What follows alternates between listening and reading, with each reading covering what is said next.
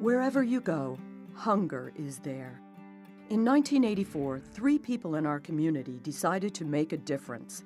They founded the FoodBank of Monmouth and Ocean counties in a small warehouse in Spring Lake. By the end of its first year, the FoodBank served 25 charities with over 100,000 pounds of food. It initially started with just Christmas and Easter, but food is needed 12 months a year. When I first got involved in the food bank, I was totally unaware of not the hunger problem nationwide, but locally. I didn't really think that the problem was as large as it really is.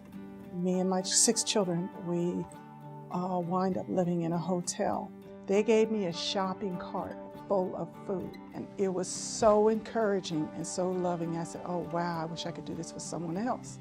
The food bank relies on individuals. It relies on the business people. So it really is something that becomes a center or an integral part of the community.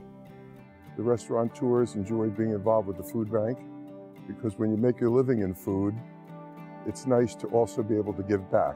And I decided to put together an event which involved the restaurant community called the Culinary Classic that would raise some serious money for the food bank. These events support programs like culinary training, which has given over 300 adults employable skills upon graduation. And this year celebrates its 40th graduating class. It means I'll be better prepared when I get into the industry to own my own business, so it's a good training and heads up for me. With tremendous community support, the food bank continued to grow. By 1988, the network grew to serve 161 charities. Today, Food Bank continues to support charities like Lunch Break. The food bank is the gatherer of food. So they serve essentially as our warehouse. And we, as one of their agencies, have a partnership where we're the distributor of food.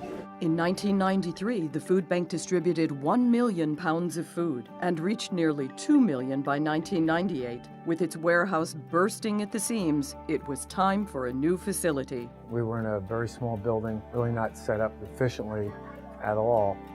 Typical old warehouse, concrete, cement floor, cold.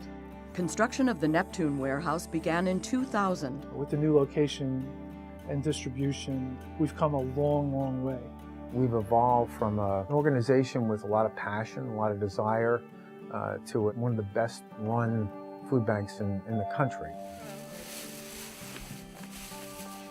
Throughout the next decade, the food bank expanded its efforts to find sustainable solutions for hunger. The food bank garden, food stamp outreach, the mobile pantry, and the backpack weekend food program.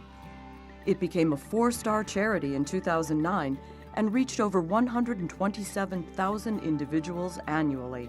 We're looking at more comprehensive solutions. We're looking to make sure that we address some of the root causes of hunger, whether it be poverty, whether it be just really the lack of financial access that families have that prevent them from shopping the way you and I shop at our local markets.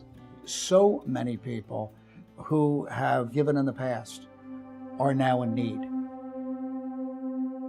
On October 29, 2012, Superstorm Sandy brought hurricane-force winds, storm surge, and rain to coastal New Jersey.